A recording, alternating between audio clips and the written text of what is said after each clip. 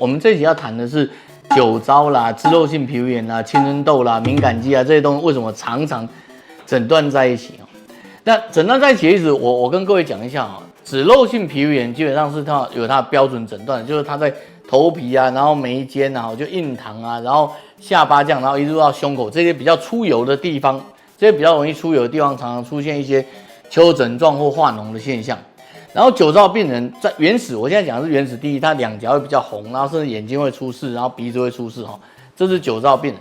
然后青春痘病人当然是满脸长青春痘，不过基本上都在这里哈，我们叫 T 字部位、U 字部位的哈。然后敏感肌就是两颊红红干干的啊，偶尔会有红疹。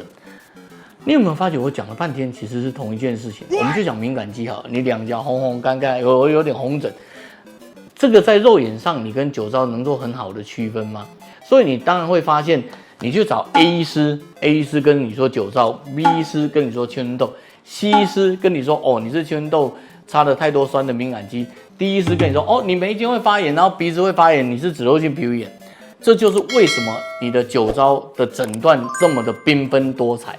我们既然讲说医师靠肉眼诊断酒糟，或靠肉眼诊断脂漏，靠肉眼诊断敏感肌跟青春痘，感觉上很像。所以我们在专注于酒糟大概快20年了，我们做肌肤监测快20年，然后我们专注于酒糟也快20年了，发现说这些东西其实很有趣，他们的显微照相里头其实样子都很像哦。比如说你看，他们要不然就是表皮的结构出现异常哈，要不然就是在急性期，不管是他的鼻侧哈，就是脂漏性皮肤炎的鼻侧，还是敏感肌在化脓的时候，还是酒糟的皮肤发炎的时候，它都出现一模一样的那个组织液的现象哦。要不然就是你看到它的两颊哈的干燥的地方，就是出现非常干的情况哈，超干的情况这样。要不然你就看到它的那个青春痘啊、毛孔堵塞啊，要不都堵成这个样子。你甚至还看过那个角质酸，哇，堵了一大颗这样哦。那如果你用五视灯去看它，你有时候会发现这个我找一张出来就好，因为再找下去我可能有将近3个小时讲不完，你知道，就是有白的、有红的、有黄的，我们前天还看到绿的，你知道。所以在这个情况下，酒糟的诊断对我们来说，我相信这一集我希望给你一个很简单的答案，不管你被诊断为酒糟、被诊断为脂漏性皮肤炎、敏感肌还是青春痘，对我来说它就是皮肤屏蔽的伤害。然后皮肤屏蔽的伤害，我们唯一要做的事情很简单。把这种红橙黄绿蓝靛紫回到正常肤色，或者不管它是这个样子，你会发现我的左边用的都是同一张图，因为不管它这个样子，还是这个样子，还是这个样子，反正你随便哪一张都可以，你只要回到正常的状态，你的酒糟、脂漏、敏感性肌肤的状态，你就基本上可以临床的症状痊愈。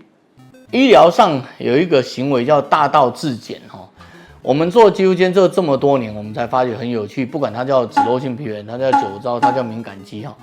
只要你把它恢复到正常的状态，健康只有一种，你懂吗？什么叫健康的人？就是能走、能跑、能跳的人。可是呢，不能走的人，他可能是中风，他可能是车祸，他可能是营养不良可是 anyway， 只要能走、能跑、能跳，皮肤的纹路回到正常，我们就认为它是正常的。所以，再重新跟各位讲一下。不管你的酒糟、脂漏或敏感肌，不管你被诊断为什么，如果你是组织液的状态，让组织液的东西代谢掉，它回到正常，然后让表皮的结构，这真的是做得到的。我们花了2年、3年，让病人重新的去教育他，重新的去跑步，重新的去避晒，然后让皮肤慢慢的修复，它就可以回到这里这2张图真的是同一个人然后或者是一些塞得很凶的皮肤，就像我们刚刚再重复看一遍，你看到塞得很凶的毛孔。然后我们就让它这样角质酸慢慢吐出来，吐出来以后，它的颗粒吐出来，它的皮肤重建，它就回到正常。所以我们在发现不管它被诊断为酒糟、被诊断为脂漏、被诊断为青春痘、敏感肌，它的皮肤不管有溃烂还是长痘、红疹，还是干燥，你只要恢复皮肤正常的纹路，它就具有它的缓冲系统，它的 buffer system。也就是说，不管它叫怎么，它有千百种，只要它的纹路健康。它就可以回到唯一的健康，它就是能够正常活下去的，临床症状痊愈这样子。